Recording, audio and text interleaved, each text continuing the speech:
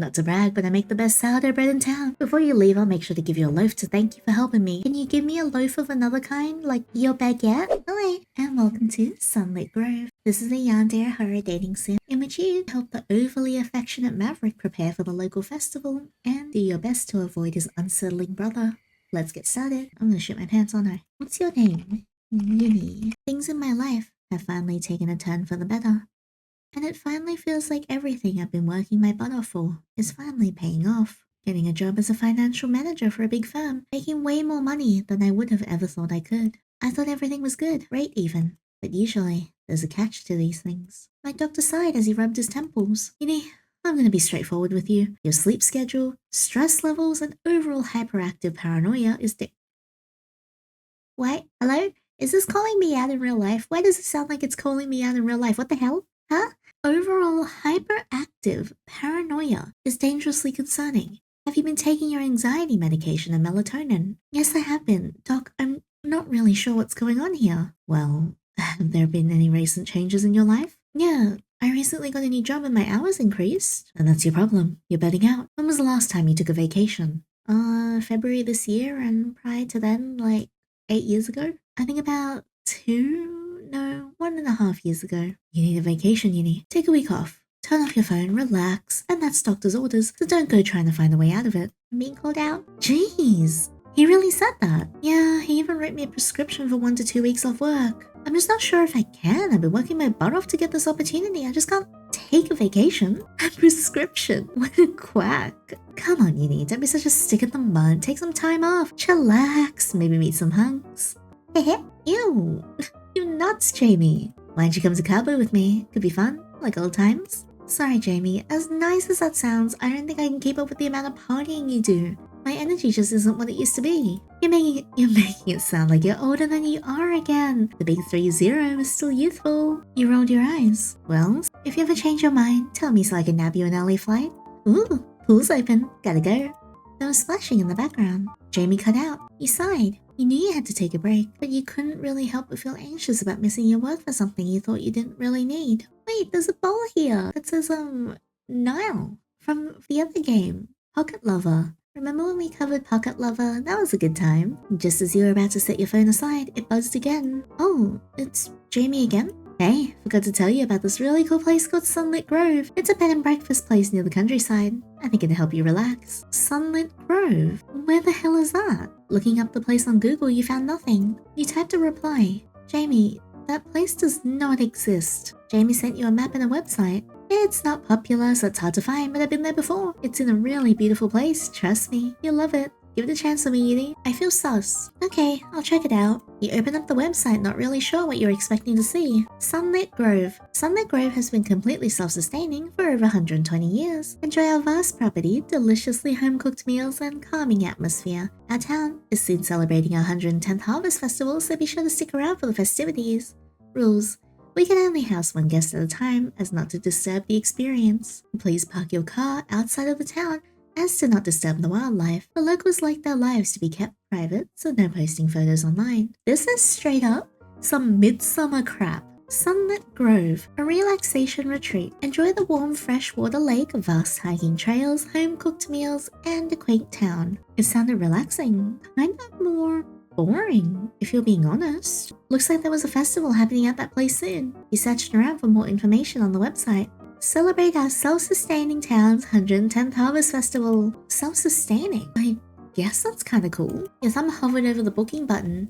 It didn't seem like there would be any risk going to a place surrounded by nature, and it's been a while since you've been out of the city. What if the locals there are weird? I haven't really been that far out into the country.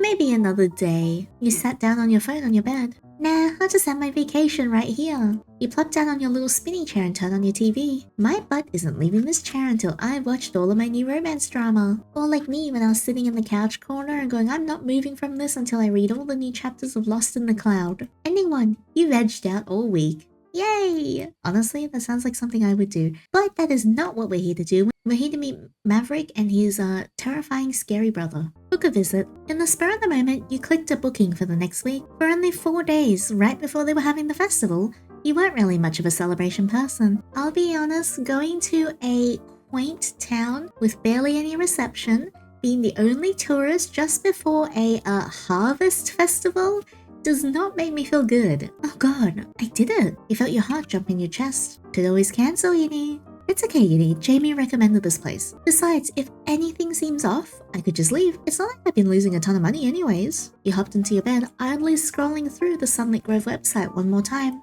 That house does look cozy, and the hostess seems like a nice old woman. Unsure, you texted Jamie. Hey, do you know anything about the hostess? Jamie read your text immediately. Oh, the hostess is a sweetheart. The place is such a warm vibe. You love it. I feel very suspicious about Jamie. Well, Jamie has never talked about people so highly. Deep in your gut, you felt something off in Jamie's last message, but you couldn't tell if it was just from overthinking. I feel like Jamie was there last time, and to avoid being harvested for the harvest festival, they were tasked to find a new sacrifice. Hey, I'm sus. You gave your company notice that you're going to use some of your vacation days, and the weeks leading up to your fateful vacation were filled to the brim with work that you piled onto yourself. In hindsight, it didn't really seem like a good idea to burn yourself out even more than you have been, but you were going on a week-long trip away from everything, so maybe it was good to get in one last bout of work. God, why did the place have to be so far away? You've been driving non-stop for 3 hours. At some point, the GPS took you down a dirt road that seemed endless. It almost felt like you were going the wrong way, but Jamie texted you that the dirt road leads you all the way there. You arrived at your destination. As your car rolled to a stop, you rolled down your window to look at your surroundings. In front of you stretched a dirt road, bordered by a vast cornfield. Your GPS and map showed that this was indeed the location, but the lack of any visible buildings or a town made you rethink. A sign stuck in the dirt caught your eye. Sunlit Grove, this way through the field. Oh boy, this definitely looks like a horror scene. It is a horror scene, Yinny. You parked your car, a bit anxious to get out. You walked through the cornfield, holding your luggage in the air as to not get dirt on it. You continued down the path for about 10 minutes before you saw a path. Finally, a path! Afternoon. As you let out a sigh of relief, you felt a gentle tap on your shoulder, causing you to let out a shrill scream. Turning around, you came face to face with an older woman. Sorry for startling you. I was waiting for the person who booked the B&B. Is that you? Yeah, I was the one who booked a week's stay here. Your heart raced. She scared the shit out of me. Nice to meet you. You're Iris, right? The hostess? That's right. Then you must be Yinny. You both shook hands, and you couldn't help but sneak glances at her right arm, or lack thereof. They're not too far from the house. Would you like some help with your bag? Iris was soft-spoken with a bit of a southern drawl. Her eyes looked at you with such kindness, making you feel a bit at ease. Making me feel a bit at ease? More like making me let my guard down? No, it's alright. I've got it. Alright then. Follow me. You followed Iris deeper and deeper into the cornfield. Was it? No, not here. And she seemed just as lost as you were. Is everything okay, Iris? Yes, it is. Golly, was it right or left? Your heart sped up even more. Suddenly, you were very aware of how vast the cornfield was, and how you couldn't see past it to find any sort of house. You heard something in the corn, and you froze. My legs wouldn't stop shaking. A voice echoed in the cornfield. Ma, you know you're not supposed to wander without Camden or me. There was a bit more running, and then a man popped out of the corn. He was breathing hard. Breathing hard, or was he just hard? He's cute though. Oh my goodness, you got me running all over the place, Ma. Maverick, didn't I tell you to get the room ready? I did. I thought we agreed you'd tell me where you'd be wandering. We did. I don't recall. It's okay, just remember for next time. Gosh, has my stamina really gone that downhill? Maverick's gaze shifted to you and you felt a flush creep up your neck. Who's this? Oh, it's the guest who'll be staying with us for the next week. Oh, that's right. Sorry for not mentioning this sooner, Yinny. It slipped my mind. This is my son Maverick. He and my other son are staying at the house for a while to help me. I hope it isn't a bother. He glanced over at Maverick. He stood tall, his height being almost intimidating. His broad shoulders and muscular frame contrasted his friendly face. His hair got caught in the sun, making it light up like a corn in the field. Well, he looks good. Yeah, he does. You didn't really see a problem. The house had many rooms according to the website, so you doubt you'd see him often. Well, I hope I see him often. Yeah, of course. No problem at all. The man grabbed your hand, pulling you closer to shake it. You could feel yourself blush. His face was so close to yours. It's so nice to meet you, Yinny, and don't worry about me. I'll be planning for the festival, so I won't be in the way of your vacation. Maverick's voice was so peppy, and the smile was so bright, it felt almost like he radiated positive energy. Gee, it's so rare we get city folk up here. Oh, where are my manners? Let me take your bag for you. Before you could protest, Maverick scooped up your bag in his arms, flashing you a warm smile. Oh, thank you. Sorry for the little detour. The cornfield can get confusing. Maverick bent down to his mum's level, his voice barely audible. Ma, remember, back home is the right, and then the left from the word. Iris chuckled softly, shaking her head. Oh, silly me, I mixed the two up. He kept walking on the dirt path, following Maverick and Iris closely. So, Yandere, how did you hear about this place? Maverick tilted his head backwards towards you. Oh, I just heard about this place through a friend. She told me that it's beautiful here. Now, she ain't wrong. If you like, I can show you the direction of each of the hiking trails personally. Would you show me something else personally, Maverick? Maybe like your happy trail? Actually, that would be pretty nice, thank you. Maverick kept chattering on about the sights in Sunlit Grove, and before you knew it, you were at the bed and breakfast. Here we are, home sweet home. The warm wind breezes past you as the sun lights up the grass like hay, making it shine like gold. Man, this place looks nice. Farmhouses are so cute. The smell of the outside was so different from the city, and you could already feel your stress wash away little by little. Wow, you have such a beautiful home, Iris. Iris smiled and patted Maverick's back. Thank you, we work hard at keeping the land looking its best. Maverick fell silent before he turned to you. I'm gonna go drop off your bags at your room and leave you two alone. If you need anything, just give me a holler. Maverick took your bags inside the house, leaving you alone with Iris outside the house. Well, I guess I should start the tour. So this is the main house. You can go anywhere you want on the land. However, the cellar is off limit. The barn? Iris pointed at the big red building. There's a lot of dangerous equipment in there. So if you do want to see the barn, just be careful. I bet there's a ritual circle up in the cellar. Town is just an 8-minute walk from here. Just take the path from our door all the way into town. Iris handed you a folded map. This is for all the pathways. Hills. 15 miles. Like I'd ever go to that alone or otherwise. Don't go alone. Hills. And that concludes outside. Any questions? You shook your head. No, I'm all good. Right? Let me show you inside. Iris motioned you to follow her into the house. This is the kitchen. I'll make you breakfast every morning so you don't have to worry about that. But you're on your own for lunch and dinner. Got it. And when should I be up for breakfast? Oh, whenever is fine, dear, but it's usually done at 7:30. So whenever you want, it'll be down here for you. Iris led you into a hallway. Your room is the third door on the right. Okay, so this is your room, and there's a lock on the door, an outlet, and the bathroom is right down in the front. And that concludes our tour. You smiled at Iris. Thank you. I'll be sure to remember everything. Oops, I forgot to tell you. Iris held up the little heater in the room. You need to remember to turn this on every night before bed, or it gets rather cold. And there's a small light that should also be turned on. It's very faint, so don't worry about it messing up your sleep. Is this something that, like, if I don't turn it on, it's gonna screw me over? But the light keeps away the mosquitoes, and they are pesky. So please don't forget to turn it on. You nodded. I don't sleep much anyway, so it's not like the light would make me sleep any worse. I'll leave you alone here. Let you get settled in. If you need something, I'll be in the room all the way in the back, and Maverick is usually in the barn or the cornfield. Okay, thank you again, Iris, for showing me around. It's no trouble at all. Thank you for staying with us. I'm Sauce. I know she looks like a sweet old lady, but I don't know, I feel like something is wrong. You waved bye to Iris as she closed the door to your room, leaving you alone. You lay on the bed.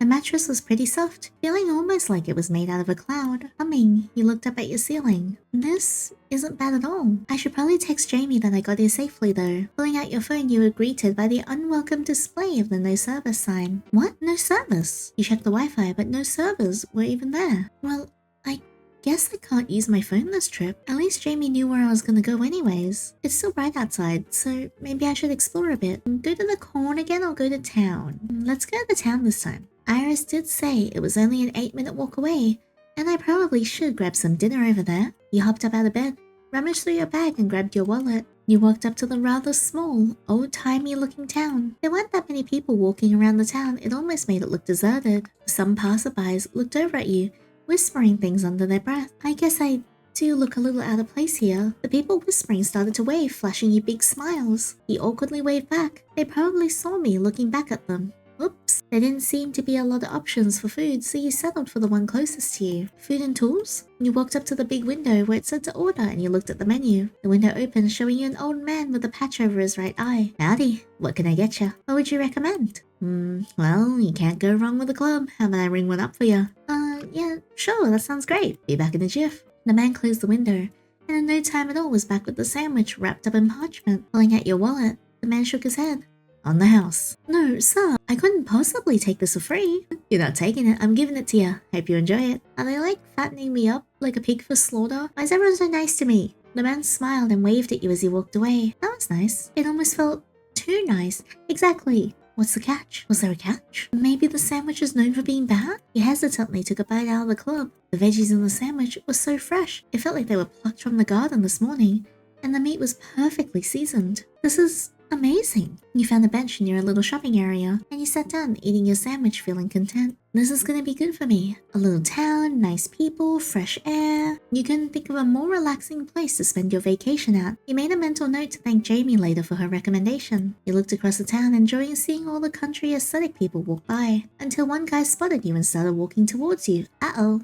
Is he hot? You straighten up your posture automatically, unsure why this guy was suddenly walking over to you. Hi, how you doing? I don't come here often, but I'm here now. The man gave you what looked like a forced smile. Hey, his hand looked clammy, and his face looked almost panicked. Hi? You're the person from the city, yeah? You're unsure what to say. You felt tense in your seat. Yeah, I just got here a little over an hour ago. That's good, that's good. His breathing seemed heavy. What? You left something. Excuse me? You left something in the car. I don't understand what you mean. You're not understanding me. The man leaned down close to your ear and you froze. Go grab that thing that you left in the car. Then drive. Oh, crap. It might be already too late. What the hell? The man looked at the clock tower. Shit. Well, I tried. The man shrugged and walked away from you. What the hell? I guess there's craziness no matter where you go. You no longer felt at ease. Yet you sat in the same place and finished your club. Your mood was ruined, and you didn't really want to explore the town anymore. Sighing, you threw away the parchment paper and started to head back to the bed and breakfast. Well, I'm back. Hello? You close the door to your room and check your phone once again. I'm running a little low on battery. I should probably charge up my phone, even if there's no service here. You rummage around through your bag. Where is it? You shook your bag. But your charger was nowhere to be found. I guess I must have left it in the car. You remember what the man said. A horrid feeling settled over your stomach. You didn't know why you felt so uneasy. I'll just go grab my charger. With my bag, it's still light outside. You stuffed your bag with your belongings and slugged it over your shoulder. Grabbing the map that you threw on the bed, you walked outside. I feel like this is a bad idea. Back in the corn. You pulled out your map. Where the hell is the dirt road? What did Maverick say again? Right? Then a left to get to the house. So left and a right will be back to the road, right? You went down the left path feeling confident about yourself. You were in fact unsure. You thought for sure you'd see the dirt road with how many paths you walked on. The minutes would turn to hours, and soon the sun set in and the moon was high in the sky, and you were completely lost. Oh, I have a bad feeling about this. Wow, not only are we in freaking Children of the Corn freaking midsummer creepy town, but now we are lost in the cornfield, and the moon is out. I mean, they did mention demons though. Is the demon hot? You shivered. The only thing you could hear for miles was the sound of corn rustling in the breeze. The flashlight on your phone wasn't enough to light the way for you, and the small fireflies kept bumping into your legs and making you feel more on edge. The wind was so cold on your face, it made you shiver. I'm gonna die out here, aren't I? Very dramatic, Yandere. You sank to the ground trembling with fear. Tears pricked at the corner of your eyes as your mind raced with what-ifs. Nothing was right now. Why would I even want to go out here? Just for a stupid charger. You hid your face in your knees. Why the hell did I decide to come here? Your brain started to berate and mock you for your stupidity. Started? It's constantly doing that.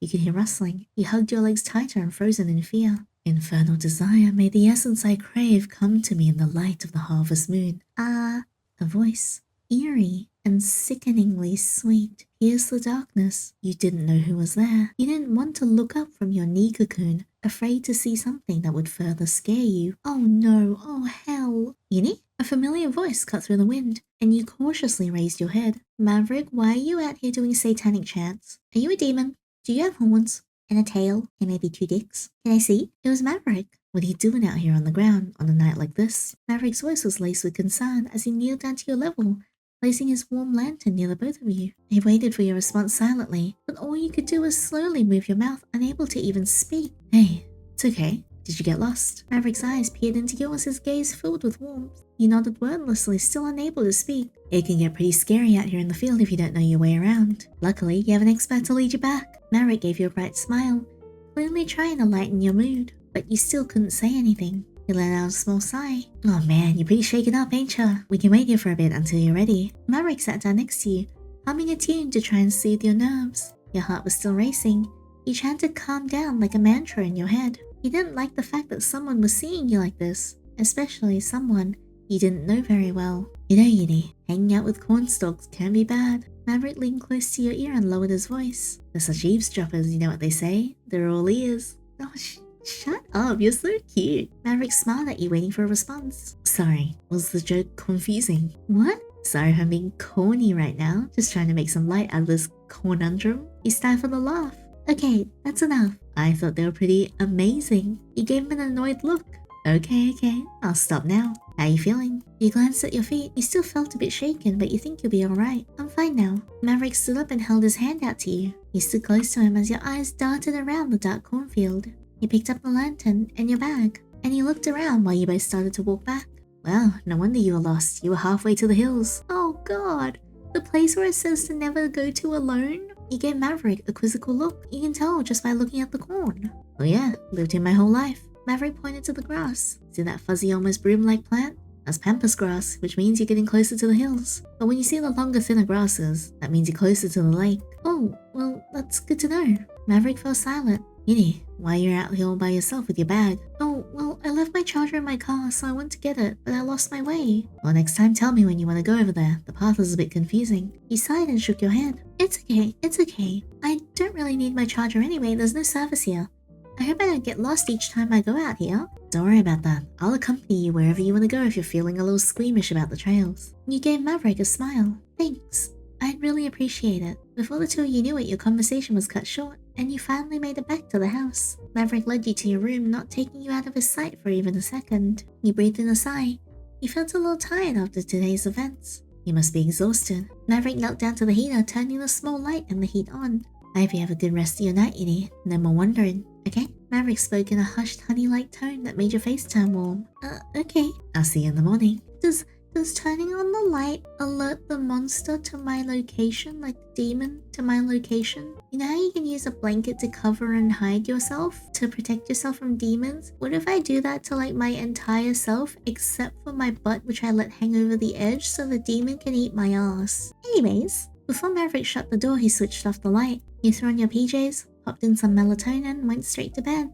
Snuggling yourself up in the plush covers, don't forget to uncover your butt and let it hang off the side of the edge. It is a little cold in here. It's a good thing Maverick turned on the heater for me. You smiled to yourself, thinking about how sweet of a guy Maverick was. I'm scared. That night, you dreamt of Maverick's strong-looking arms cuddling you closely in the cold, vast cornfield. I'm scared. The sound of birds through your walls woke you. You stretched your back. I feel so well rested. Must be noon by now. However, the clock on your wall told a different story. 7:15. I guess that's kind of sleeping in. And getting your clothes on from the day, you walked to the kitchen to get your breakfast while it was freshly cooked. Maverick was sitting at the counter chewing on a banana. Someone else was across from him, newspaper covering his face. Morning, Yinny. I didn't expect you to be up so early. There's someone who I'd like you to meet. The man placed his newspaper down. This is Camden, my little brother. Twin brother. Well, I'm 5 minutes older. Well, that still doesn't make us any less of twins. You went silent. Camden looked at you. His look was sharp, which contrasted his forced smile. You both stared at each other unblinkingly. Have you two met? Nope. Nice to meet you. Why are you lying? Yeah, nice to meet you too. Well, I better be going. Maverick, see you at 8, right? Yeah. Don't worry, I remember. Camden left the table, drinking all of his coffee in one go before opening the door. I'm not the best at reading people, but I feel some tension there. Well, I kinda did meet him yesterday. Maverick scooted his chair closer to you, listening intently. Really? Did something bad happen? Did he say anything weird? Well, he told me I left something in my car and that I should grab it and drive away. It was a little shocking. Why the expression change? Also, I have been in the way. Sorry. I'll go here. Maverick took a deep, exasperated breath, and you wondered if you ticked him off. That little... I'm so sorry, Yinny. Camden's a bit of a wacko. He likes to mess with people, to try and scare them. I promise he won't bother you anymore. That made you feel a little better, knowing that you wouldn't have to interact with him anymore. I don't think he's the problem. I think this guy is the problem. This guy right here. By the way, this is for you. Maverick pushed a plate of food in front of you. It's French toast and turkey bacon. Mom made it for you before she went back to sleep. Wow, this looks amazing. I'm glad you think so. You took a bite out of the sweet and fluffy French toast. It was exceptionally good. I need to thank Iris next time I see her. You know I need to go to the lake today. I was planning on going alone. If you're up for it, would you like to come with me? It'd be nice to have company. You wanted to see the lake anyway, and it would have been nice to have Maverick guide you there. That sounds good. When do you plan on leaving? Right after I take care of some things with my brother. If you're going to the lake with me, you need to see the sunset there. So I might as well get the stuff with him done and out of the way. What stuff? Are you gonna kill him for what he did? I'll come get you right after, okay? Okay, that sounds good. Then I'll see you soon. Why? Why is he going to talk to Camden? Are they gonna fight? Rick got up and headed out the door, throwing his peel on the dirt outside. If this town is completely self-sustaining, why do they have bananas? Then again, what do I know about gardening? You finish up your French toast, thinking about what to do until Maverick's hike. I guess you could just stay inside until he comes back. I doubt it'll take long for him to return, and maybe I can get some more sleep. Putting your dirty dishes in the sink, you walk back to your room. You lay down on your bed, staring at the ceiling. God, I wish I had my charger. I could have watched one of my downloaded movies. Look for something to do in the room. You looked around the room. There really wasn't much in here except for the drawers. You opened them to find 3 books. There was no cover art, no author, just 3 books with titles. Curiosity gnawed at you, unsure if you were even allowed to read them. I doubt they would mind. They probably left them here for me to see. All the books looked fairly long, at least long enough until Maverick got back. But which one to read? Let's read The Sunlit Angel. You picked up the book. The Sunlit Angel. You laid on your stomach, propping the book up with your pillow. There's a place on a hill. The sunlight hits the peak so effortlessly, causing the flora to light up. Legend says if you walk up the hill, right at sunrise, you see the Sunlit Angel who will grant you one wish. A young local farmer, lonely with his crop depleted after a drought, sought out the angel to make a wish. The young farmer walked up the hill at night. Finally, when the sun hit the peak, he got down on his knees. Angel, angel, hear my prayer, he cried. The crop is gone. The townspeople are far too starving to help me. I need the soil to be rich again, to bring back the fruitfulness of my land. Is that truly what you seek? The farmer nodded and the angel hummed, lowering his head. Everything comes at a price, young man. Name it. I'll bring it to you. Please, these people are starving. The angel chuckled. I'm sitting up here only to show myself every sunrise. All I could ever ask is to be part of your town. Then I promise your crop will flourish. The farmer was shocked. Of course, angel. While we not have much, we will always have room for your light. Something is wrong. What a strange story. You felt like there was really no point to the story. The farmer and the townspeople got their crop and the angel's light got to touch the land, not only the hill. How boring. Yinny, ready to go? Maverick is done helping his brother already. That was kind of fast. Opening the door, you were greeted by Maverick's bright smile. That didn't take long. What were you doing with Camden? Just having him move some cattle to slaughter. What kind of cattle? He's going to be working on that for the rest of the week, so don't worry about seeing him around. You let out a sigh of relief. Thank you, Maverick. That makes me feel a lot better. Well, let's get going. We don't want it to get dark. I would have rather Camden be around, honestly, because now I feel like I am in danger. Maverick opened the door, motioning you to go fast. You stepped out of your room, seeing a pretty big sack on the floor. Maverick, what's with this bag? Oh, that's the thing I need to do at the lake. Just Harvest Fest preparations. If you want, you can help me set it up. Sure. I have to warn you though, if you need help lifting things, I might not be the best fit. Maverick threw the bag over his shoulder. Maverick walked confidently through the corners he followed. So how far is the lake? Not too far. If we keep walking like this, it should only take an hour. An hour? You try not to groan. An hour walk in the corn. This lake better be worth it. So Yinny, what's it like where you're from? Well, I currently live in an apartment, and I live in the city near here. Oh, the city. I've always wondered what's it like in a place like that. Ma says it's always busy there. You've never been to the city? Nope. I've been here all my life. Never really felt the need to leave anyways. Everything I need is here. Really? You never want to travel or visit family outside Sunlit Grove? Maverick shook his head. The only family I have is Ma and Camden. My pa died before Camden and I were born, so I'm not too sure about his family, and traveling seems like a hassle. Well, if you ever change your mind, I'd be happy to show you around if you're near the city. You know, Yinny, I might just take you up on that offer one day. Yay! And then you can stay at my apartment and maybe we can fandangle. Your conversation went silent, and time seemed to pass by slowly as you and Maverick talked. And tell me more about the Harvest Festival. You want to know about the Harvest Festival? Yes, because I'm pretty sure I am like the star guest at the Harvest Festival and you guys are gonna do something to me. Yeah, I'm gonna miss it in just a few days, so I'm a little curious. Shoot, you're gonna be missing it? Man, what terrible luck. Harvest is a festival every year, commemorating the year's harvest. However, this year is special. Our festival date happens right when a full moon will come out. We call it the Harvest Moon. It's supposed to mean good fortune into the next harvest, but in reality, all we do is just cook more food. Sounds fun. It must be pretty important to you since you're setting up for it so early. Yeah, usually when there's a harvest moon, everyone in town chooses a planner, and this year is gonna be me or Camden. And, Maverick's hand started to shake a bit. I'd much rather it be me than him. Usually there's another planner, but no one's really offered to help me yet. Maverick let out a long sigh. You fidgeted with the hem of your shirt a bit, thinking. Maverick does seem to have a lot on his plate with the Harvest Fest. Maybe I should help out at least a little bit? Yeah, well, if nobody is helping you, maybe I could. I can't help at the actual festival, but the days leading up to it, I'm sure I can help set up. Really? You do that for me, even on your vacation? Yeah, it's really not a big deal. I didn't have any plans anyway. Maverick stopped in his tracks and pulled you into a tight hug. Oh, well, aren't you just the sweetest? Gosh, this is gonna be the best festival ever with your help. Maverick, you're squeezing my ribs. Oops, sorry. Maverick releases you. I guess you're the new harvest planner. I'll let you know if I ever need any help with anything. The new task shouldn't be too difficult. I'll be sure to reward you as well. Oh, rewards, huh? What kind of reward? Your face warmed. Reward? Not to brag, but I make the best sourdough bread in town. Before you leave, I'll make sure to give you a loaf to thank you for helping me. Oh, that kind of reward. Can you give me a loaf of another kind? Like your baguette? I really need to get my mind out of the gutter. No, I don't. I can't wait to try it. We're here. Oh my god. Maverick, this place is gorgeous. The sun touched down on the swaying grass, lighting it up in warm golden hues. Yeah, it's one of my favorite places to visit on the property. Maverick took a deep breath and closed his eyes. Do you hear it, Yinny? Hear what? The still water, the frogs, the grass swaying. Your eyes can only give you a glimpse, but your ears, they can paint you a picture of every little detail. Looking over at Maverick, you took a deep breath in and closed your eyes. There was a rustling in the grass, the croak of a frog, the chirp of a grasshopper. Yeah, this is kinda nice. Yinny, look. It's a deer. Maverick put a finger to his lips. Shh. We don't want to scare him. You stand and marvel at the deer slowly chewing the grass and staring you down. Why is the deer staring me down? This is weird. I think he's giving me the stink eye. No, he's just saying hello. Wow, what a beauty. You'd look great on my wall, wouldn't you? Me? Me up against the wall? You gave Maverick a glare. I'm joking. Don't give me that look.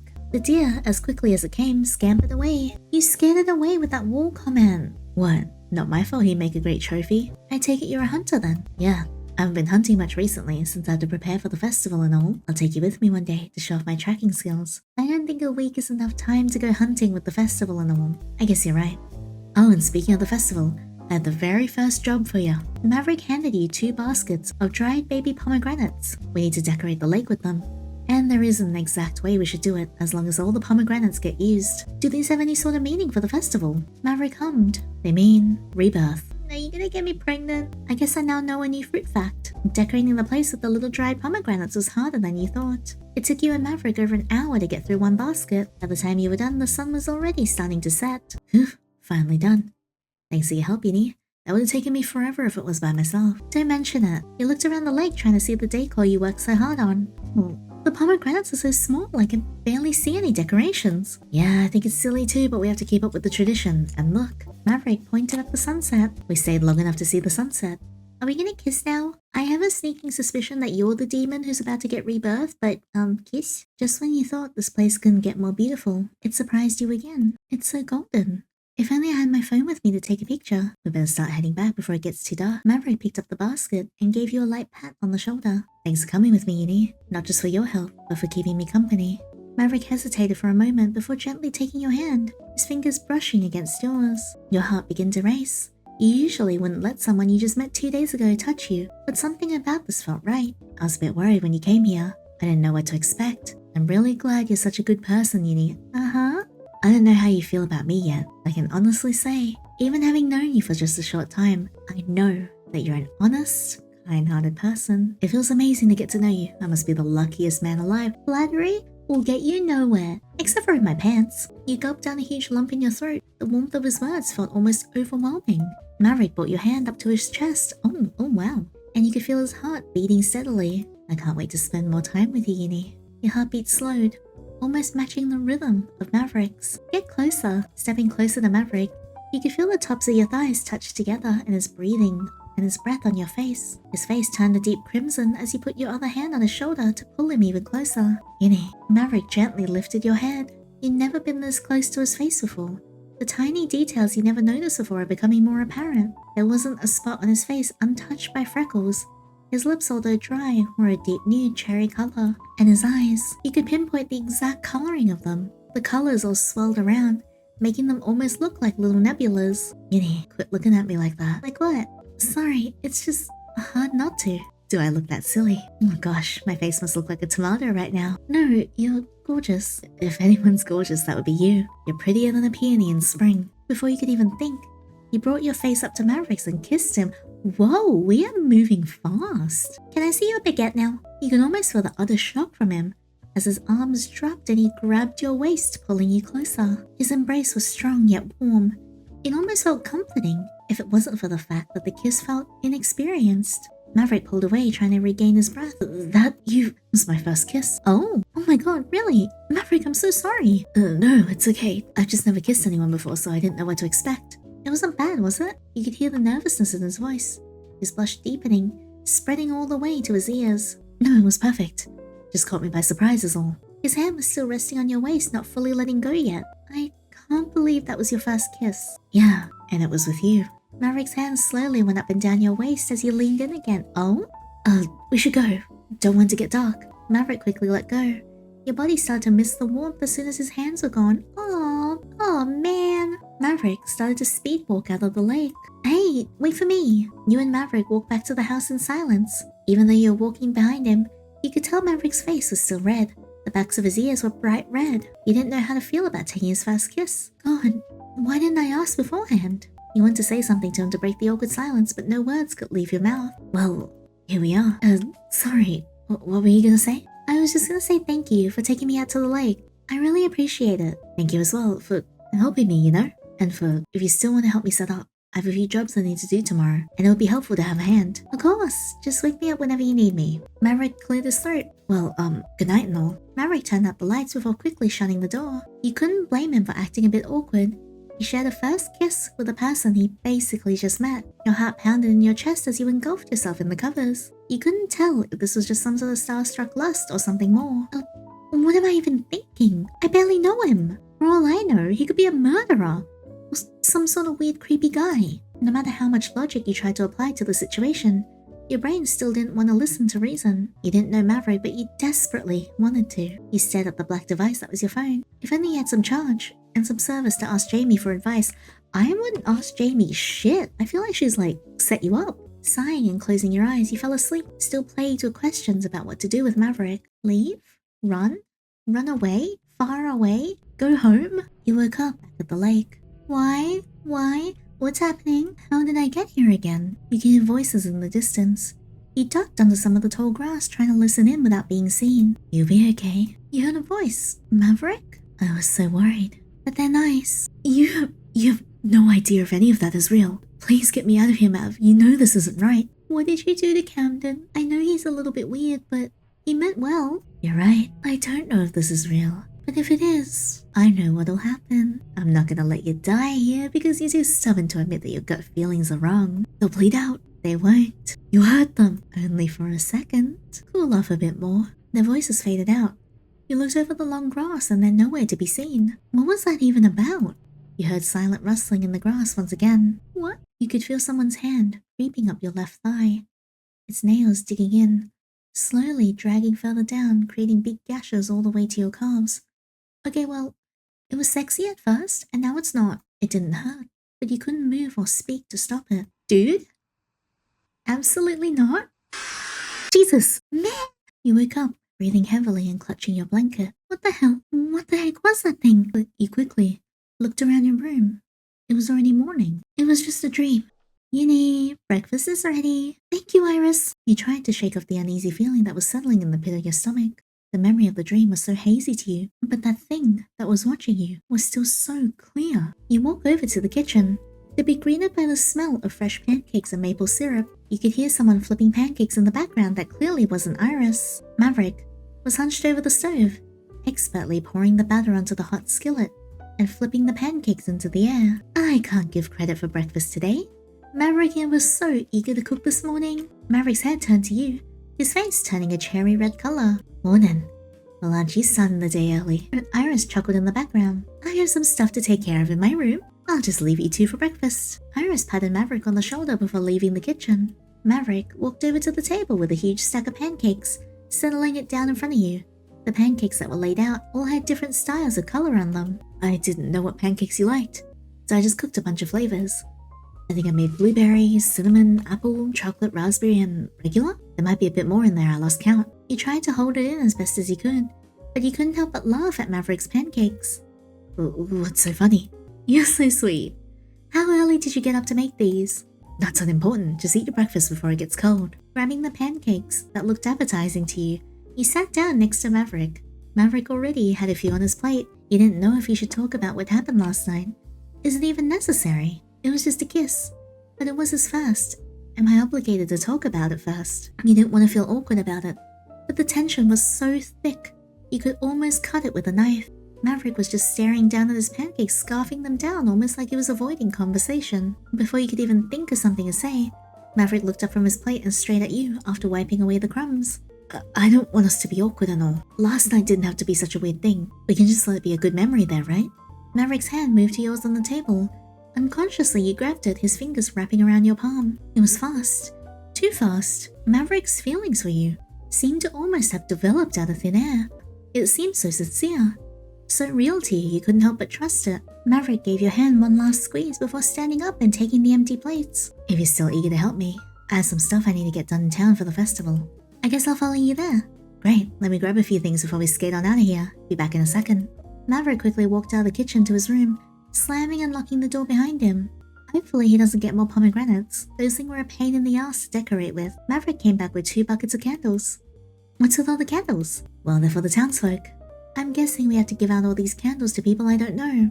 Great. They symbolize unity. Each family gets one.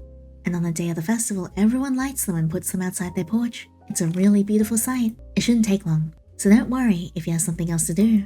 Maverick reaches into one of the buckets and hands you a candle, his expression softening. Here, take one. It's important that everyone has one. Even if you're not staying for the festival.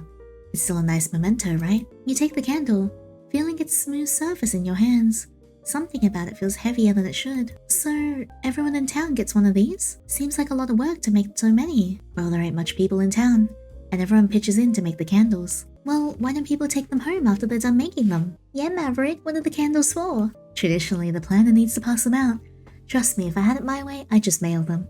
But tradition means a lot to us. You shrugged your shoulders as you grabbed one of the buckets of candles. Whoa, these are pretty heavy.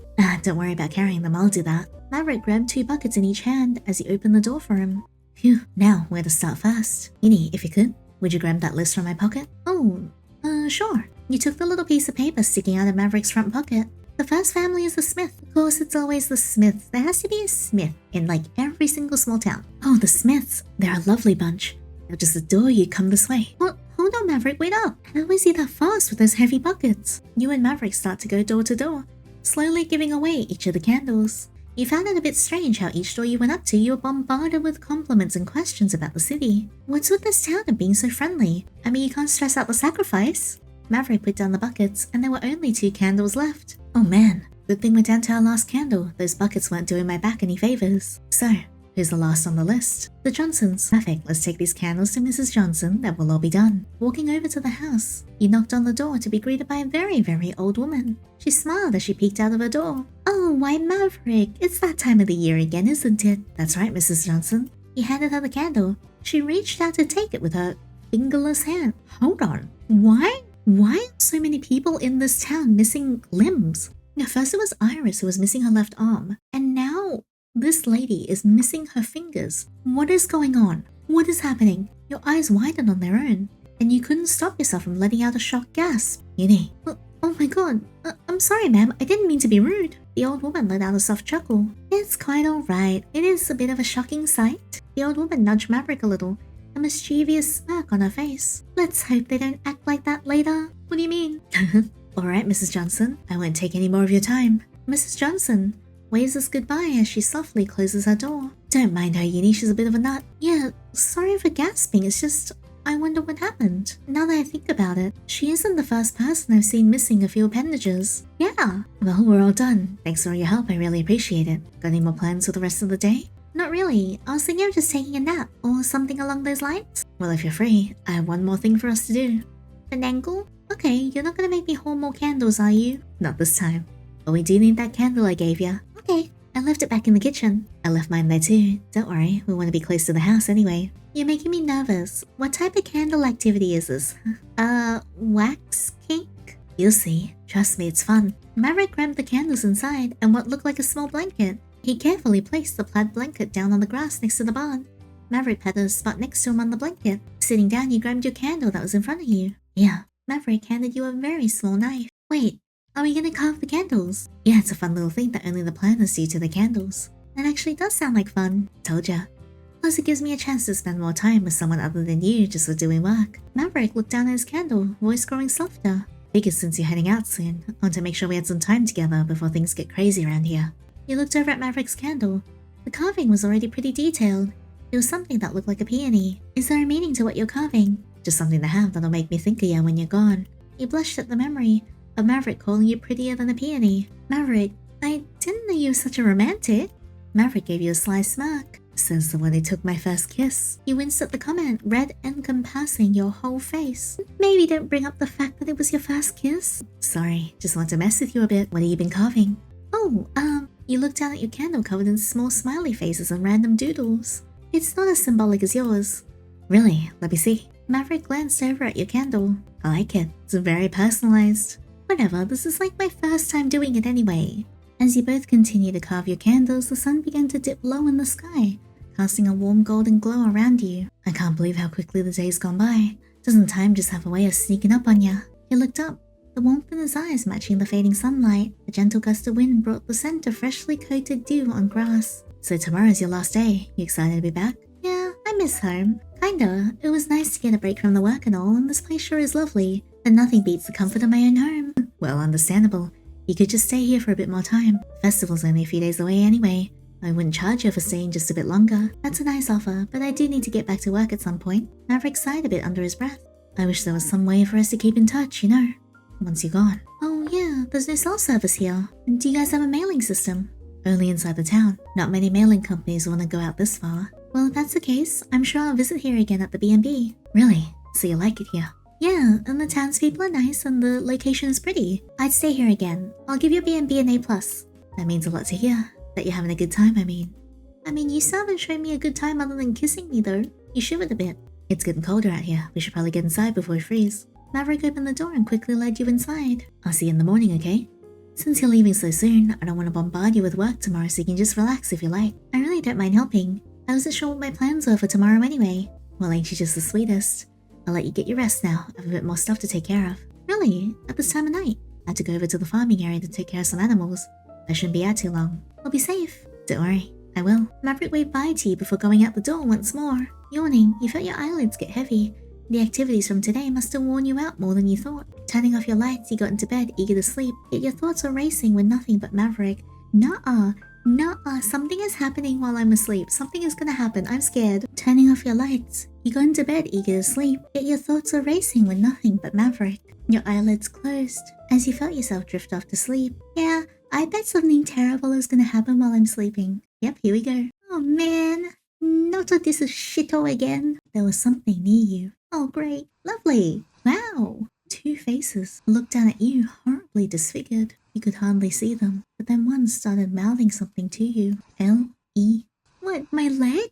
Leg? What the? Shh! Camden shot his hand to your mouth, holding you down onto the bed. Whoa, Camden, we just met each other, but if you really want to. He's covered in, cuts and stuff. He tried to claw at his thigh while screaming, but no sound could get past his grip. Calm down. You friggin' wake him. There isn't much time. Crap. I shouldn't even be helping you, but we can't keep going on like this. Camden shoved something in your face. It looked like some old busted up painting. Until you took a closer look, he shoved the photo off of you, as well as Camden. Why would you show me that? Just when I got that stupid thing out of my mind, too. You don't find it strange how I have a painting of your own dream? He gave Camden a confused look. Whatever. I don't care. I don't have time. We need to do this quick. Camden shoved a little button in your hand. What the hell is this? I have to stay here, or he'll be suspicious if I leave. But you run. After you get out of that front door, run. Get to the cornfield. Take a right. Then just run straight through the corn. You should be able to find your car there, or at least the pathway back to the highway. Click that button when you feel you're close, because it closes 5 minutes after you click it. What are you talking about? There's no time, just freaking go. Do what he says. Yell for Maverick. Well, time to do what he says. Sorry, Camden, you were a little bit weird, but maybe we could have kissed in another life. It wasn't a coincidence. You looked down at the painting near your feet. You didn't know if it was the heat of the moment, but you just grabbed your stuff and the button that Camden gave you and quickly got out of the room. Camden nodded to you before you left. I'm scared. You didn't stop running. You couldn't. You were riding on autopilot, not even remembering what path Camden told you to take. I mean, I feel like we probably should have remembered what path he told us to take, right? You didn't know if it was your imagination or something else, but you swore you heard heavy boots chasing you down. Where am I? Tears streamed down your face as your heart pounded. You needed to find your car. What am I gonna do? What the hell am I gonna do? You could hear something rustling in the bushes. You froze. Oh, hell no. Oh shit, okay, it's just a deer. Why are its eyes glowing? A deer trotted over to where you were, but it was far enough and dark enough where you couldn't make out its features. I need you. Whoa, hey! No! Absolutely not. Oh, yeesh. Really, really cool design. But geez, your body stood in place. It was like a force making you stare at the disfigured deer. You know, suddenly I'm really not a big fan of this anymore. I'll enjoy you the most, I think. The way your body will bleed in or on the floor for me. Hey, you really shouldn't be talking to me like that. I just can't wait. Sweat came down your brow as you felt your legs regain their motion. I'll let you run. I like it when they run. Freak? You ran as fast as you could away from the deer. You kept running and running without even once looking back. You didn't want to risk it. Something grabbed you by the arm as you ran past more of the corn. You let out a loud scream as you started to hit whatever was touching you. Let me go! Let me go! Hey, calm down, it's just me. You didn't know what to believe anymore. You didn't know if Maverick was just another twisted nightmare trying to lure you into a false sense of security. Oh, he absolutely is. In hysterics, you started to hit Maverick's chest hard as he brought you close, hugging you tight. Stop! Stop! He'll kill us both if we don't run! Shh, it's okay. Maverick brought you down to the ground with him, holding you tightly. You tried to fight against his strong grip, but it was no use. You kept looking around your surroundings, trying to find signs of the deer. Please, Maverick, it'll kill me. Maverick rubbed your back while you were still firmly sitting in his lap. It's okay. It wasn't there, darling. There's no one here but me. Is that an antler in your pocket, or are you just happy to see me? It sure gets scary out here at night, yeah? I'm so sorry Camden scared you. Maverick rocked you back and forth in his lap as you kept hyperventilating. It's going to... You have to believe me. I saw it. I won't let it get to you, alright? I promise. I'll protect you tonight. Nothing's gonna happen to you, as long as I'm here. Maverick hugged you close. You felt his breaths, slow and heavy, and started matching it to yours. You felt your heart beat slow as you looked around the cornfield again. It was just a cornfield, and there weren't any deer. Did I forget to take my meds? What the hell even happened? I don't know what's happening anymore. It's all messed up. Why does this place feel so wrong? It ain't wrong. It's Camden who's wrong. I can't believe he got out just to scare you like that. Almost got you hurt. Why did he say those things though? Why did he have a picture of something I dreamed up? That painting was something he drew himself a while ago. Are you sure it was in your dream? You weren't sure. The dream was so foggy, and you couldn't even remember the painting. All you could remember was the feeling it brought you. I'm sorry I didn't tell you sooner. My brother, he ain't right in the head. I love him, but sometimes his acting out gets us in a bit of trouble. He's not a fan of the festival. It's too loud for him, so when it gets close, he starts trying to scare people into not doing it, but trying to scare you directly. He was completely off his rocker this time. Hearing Maverick's explanation made you feel more at ease. Camden wasn't really making sense. He was just kind of babbling when he came over to you. Where is he now? Bed rest. Ma's taking care of him now until he feels better. Oh my god, poor Camden. I promise you won't be seeing him anymore as long as you're with me. His hold becomes soft, the warmth of his body calming down any lingering fears that resided within you. Looking over at Maverick's face, you could see the warmth in his eyes. Did he always look so sweet? Being this close to him, you could smell something. A kind of fresh grass and damp lavender. His lips were parted as he stared back at you. The space in between you was almost non-existent as he kept holding you. Should I let go now? I want to stay with you. Okay, let's stay a bit longer. You won't get cold, right? Shaking your head, you pressed deeper into Maverick's chest. Maverick, your voice came out in a whisper, and you held him tight. Maverick's eyes widened in shock, and you could hear his heart pound in his chest. Yeah, I don't think I'm scared anymore. Your hands find their way to his chest, resting on top, and you could feel his breath rise and fall. That's good. I'm so glad. So, you wanna do it in the cornfield? The air around you shifts as Maverick brings up his hand to move some hair out of your face, but his touch lingered a bit more. You both freeze for a second, as if realizing where this is heading. The atmosphere was thick with tension. Oh, I'm sure that's not the only thing that's thick with tension. Not from fear anymore, but from something just as exciting.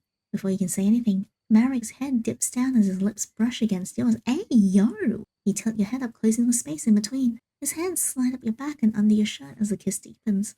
The fear that once gripped you so tightly earlier was long forgotten and replaced by thoughts of Maverick's heated hands. He pulls away as he slowly starts trailing kisses down your neck. You lean back as you try and contain yourself from letting out any embarrassing sounds. Oh, hold on. Maverick stops to take off his whoa before placing it on the ground and slowly laying you down on top of it. The fabric felt so thick underneath you. Yeah, that's not the only thing that feels thick. Hehe, Anna. You slowly nodded as you looked at Maverick completely shirtless. Would you be cold? Maybe. Why? Wanna warm me up? Your breath hitched before you grabbed him by the waist, pulling his body completely on top of you until you feel something hard hit you. Sorry.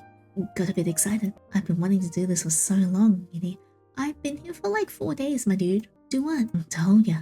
Feel your warmth against mine to see what you look like in my arms. Maverick's hand came up to your face as he gently caressed your neck, making you shiver and squirm under his thick plaid shirt. The stars reflected off of his eyes, making them look like small galaxies. You didn't know what to say. You were worried if you said anything it would ruin the moment you two were having. Do you feel the same way?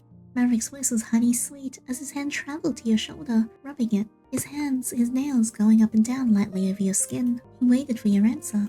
Yes, I do. Of course you do, Yiddy. You freak. Perv? Maverick smiled at you, leaning his face closer to yours, his breath hot on your skin. I'm so happy. Maverick slowly kissed all over your face. Without warning, he wrapped you in his arms tenderly, and you could feel him put a bit of his weight on you, trapping you just enough where you didn't feel suffocated. He nestled his head into the crook of your neck. I love you too, Yiddy. Whoa! It's been like 4 days. And what do you mean I love you too? I had never said I love you. Did you say that you loved him? Was that what you agreed to? You didn't know your mind couldn't register the coherent logical thoughts at the moment. Man, come on, Yiddy. Really? I know you're susceptible, but this time you're really falling into it, aren't you? I love you so much. Maverick kissed your ear, causing your neck to heat up even more. I need more of you. Our time is almost up. Won't you stay with me? Until the festival. You stayed silent and Maverick held you tighter. I want to stay with you longer too, Maverick. I'll stay for the festival. Damn it! I'm sure just a day more won't be too bad. Yes, it will. That makes me so happy, Yiddy. Man, Yiddy, really? Just because he took his shirt off? Maverick's hands traveled down, tracing your body as he went. He looked back up at you, waiting for you to ask him to continue. Is this alright? You nodded eagerly, awaiting him. You didn't know how long it went for last night. Maverick's body was so warm and comforting it almost felt like a drug. Damn it! How was his pitchfork though? Was it upright? Was it big? Your eyes opened as you could hear birds chirping outside your walls. Good morning, sleepyhead. You jumped, seeing Maverick at the foot of your bed, just watching you. Ugh. Well, ain't you jumpy? What's wrong? Have a fun night yesterday? What are you doing in my room? You're asleep for quite some time, so I wanted to check in on ya. Looking over at the clock, you saw the time. 2:45! Why didn't you wake me? With the day you had yesterday, I figured it'd be best to let you sleep in a little longer. Well, I can't remember the last time I slept for that long. Maverick reached over and playfully ruffled your hair, making your bed head even messier. Well, whenever you're ready, I have lunch on the table for you. Your cheeks warmed as you remembered last night. Maverick holding you close. Thanks, Maverick. Maverick nodded to you, but was silently shutting the door and letting you get ready. I don't remember getting into bed. Did he bring me here last night? The thought was almost too embarrassing to dwell on. Wow! So Maverick basically rammed us until we just, fell asleep? Calm yourself, Yinny. As you got ready, you couldn't help but feel a bit melancholy. Sure, you were staying for an extra day, but when you leave, there's no contacting Maverick until you go to the bed and breakfast again. Girl, you don't want to contact him. You didn't want to think about how your time with him was almost over. Jamie is gonna get a kick out of this. Jamie sold you out. I made you an omelette and a sausage. Sausage? Like right there? Let me know today if you're still hungry. I can whip up some more since you didn't get much of a chance to eat earlier today. You took a seat at the table, the smell of freshly cooked food making your stomach grumble. Maverick watched you with a mix of amusement and concern. Is he thinking about last night? You both sat in silence at the table as you slowly chewed your food. Your thoughts kept drifting to last night. Maverick's embrace was so warm, it was almost like his arms were still around you. Putting the fork down, you finally acknowledged Maverick. Maverick, you really helped me out yesterday. I was just so freaked out and you were right there at the right time. I just don't know how to thank you. Yiddy. Maverick lightly grabbed your hand and bringing it to his lips and kissing it. Hey, stop that! I'm more than happy to help you. You weren't yourself last night and that wasn't your fault. The gaslighting is wild. I know, I just don't want you to think I'm some sort of crazy person or someone who freaks out at everything. Maverick held your hand, rubbing the top of it with his thumb. You ain't crazy, and I definitely don't view you that way if that's what you're thinking. It's okay to rely on me, We've become quite close for a short amount of time. I mean, yeah, define short. We boinked in like 3 days. His voice was soft, and it was like each word he spoke was dropping your guard more and more. Bad sign. What is this? I barely know him, but why do I just trust him so wholeheartedly? Because you are delusional and you have no sense of self-preservation. And I would know, because you're me. Well, since you're staying a bit longer, why not help me with some decorating? It should be a bit fun. Oh yeah, the festival's tomorrow, right? Maverick nodded as his foot started to shake. I am excited that you get to see it. Finishing your food, Maverick grabbed your plate.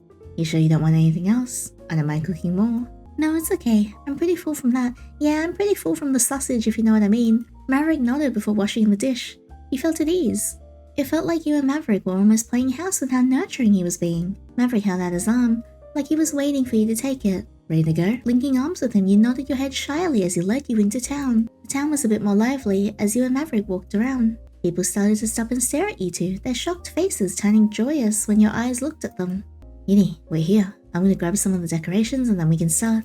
Okay, I'll just be here then. Maverick walked off to one of the markets. You stretched your back waiting for him. People passed by you, their eyes lingering a little too long. Do I look bad? You looked down at your outfit trying to find any stains. Got him.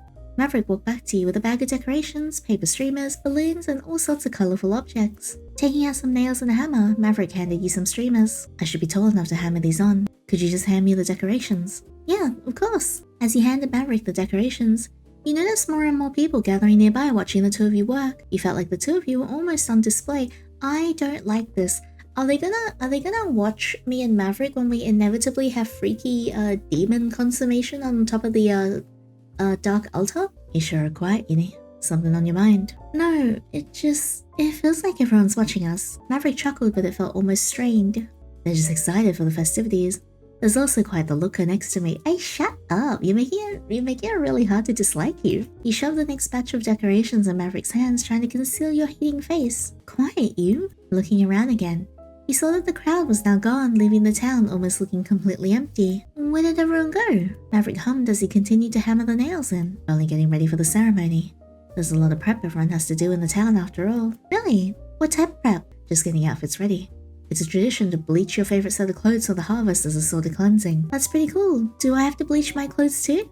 Oh, for you? I wouldn't say it's required unless you really want to get into the spirit of the festival. In that case, yeah, why not? Maverick stopped putting up the decor for a second as he slowly turned his head to you. Really? His voice was filled with so much joy, almost as if he just accepted some sort of proposal. Yeah, why not? Though I don't think I brought any of my favorite clothes. Oh, don't mind the specifics of it. And any old clothes will do just fine. Once we're out of here, I'll bring the bleach out for us. You and Maverick made quick work of the decorations, and while it didn't look quite like much, you still felt a bit of pride after helping so much. Well done. We make a pretty good team. Well, now it's nighttime and I can't leave anymore, so me, I guess. You and Maverick both stood in the middle of the town admiring your work. It was so quiet and peaceful. The dim golden light of the sun made the whole place light up in warmth. Maverick bit his lip, his gaze falling to the ground as his lips tightened, as though he were grappling with something he wanted to say. The air around you felt heavier, humid and thick with the tension that seemed to mirror Maverick's expression. You know, Yinny, Yes, Maverick? Where do you see yourself in the future? Alive and well, with my limbs intact? You let out a heavy sigh. I'm not sure. Probably still working. Maybe adopt a pet or something in a few years? Maverick chuckled, but it sounded solemn. Do you like your life? Like the working and the city and all of that? Of course I do. Sure, work isn't always fun, but it can burn me out. But it's my livelihood. I don't think I'll trade it for anything. I see. Maverick's expression softened, but a hint of sadness lingered even as he smiled. What's wrong? I was about to kill you, that's what's wrong. Oh, nothing. Just thinking about things. Yeah, thinking about how he's gonna kill you. Come on, let's get you set up for bleaching. As you walk back together, Maverick's fingers brushed against yours. His voice was very soft now, like he was in mourning. You'd look good in white. I'm excited to see tomorrow. Oh no, oh fun, oh hell no. You both continued towards the house, and even though the silence was nice, it was tinged with an awkwardness you couldn't quite place. It's not awkwardness, it's murderous aura. Even as you worked together to bleach your clothes, you couldn't shake the feeling that something weighed on Maverick's mind. Yinny. He stirred, still half asleep when you felt a light touch on your shoulder, then a sudden, ticklish poke to the side. Morning, Yinny. You blinked awake to see Maverick grinning mischievously as he gave your side another gentle poke. Hey, quit it! Laughing, you swatted at his hand. Come on, don't want to miss the festival, right? Alright, I'm up. I made quite the special breakfast for ya. Let me get out of your hair so you can get ready here. Maverick handed you your clothes. The color was completely drained out of them, leaving them a pristine white color, Does it symbolize the color draining out of me when he bleeds me out? Wow, that's some strong bleach. Only the best for this occasion. Maverick shot you a smile before he closed your door. Sliding on the clothes, the fabric felt a little different. Way more light and kinda thin. The bleach must have burned a layer off or something. No? Last day here. I should probably pack my clutter before I get preoccupied with the festival. Donning your clothes, you grabbed your phone off the bedside table. You tried turning it on, only to be met with a no battery sign. I'll just charge it in the car. You were never making it back to the car. Tossing it into your bag, you zipped it up and headed into the kitchen to meet Maverick. Maverick sat at the table with something rather large in his hand. Wow! What is it? As soon as your footsteps entered the kitchen, Maverick shot straight up to greet you. I'm not sure if you like flowers or not, but I want to get you a little something to thank you. Maverick pulled a hefty bouquet of peonies from behind his back, handing it to you gently. Oh, okay, so that's the something large. Oh well, the peonies were in full bloom, with shades of cream and light pink contrasting against dark lavender and vibrant green layers. Oh, Maverick, the bouquet is gorgeous. I'm worried they'll wilt in the car on the drive back. You noticed Maverick's face tense for a split second, before he gently took back the bouquet. Don't worry. Maverick unwrapped the arrangement and placed the flowers skillfully into a large wooden vase. The flowers settled in perfectly as if they were meant to be there. They'll stay right here, soaking up water until you're ready to go.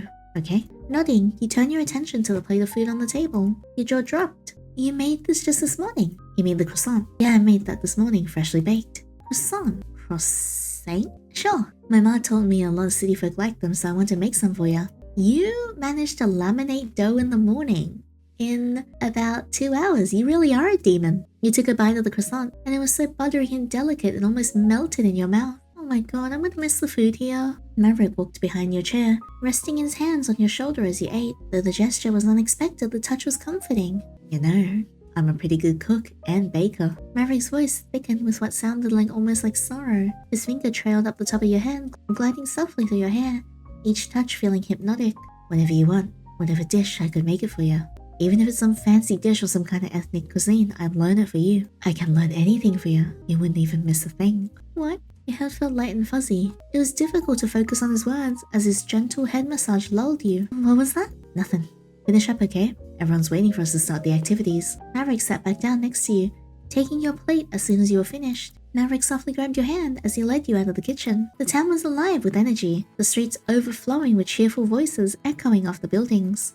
On every corner, groups of people played lively tunes on violins, drums, and tambourines, filling the air with a catchy rhythm. There were people handing out free food. A few children were playing with what looked like almost old-style carnival games, while in the middle, people danced around in a circle to the music. Yinny, look, apple bombing.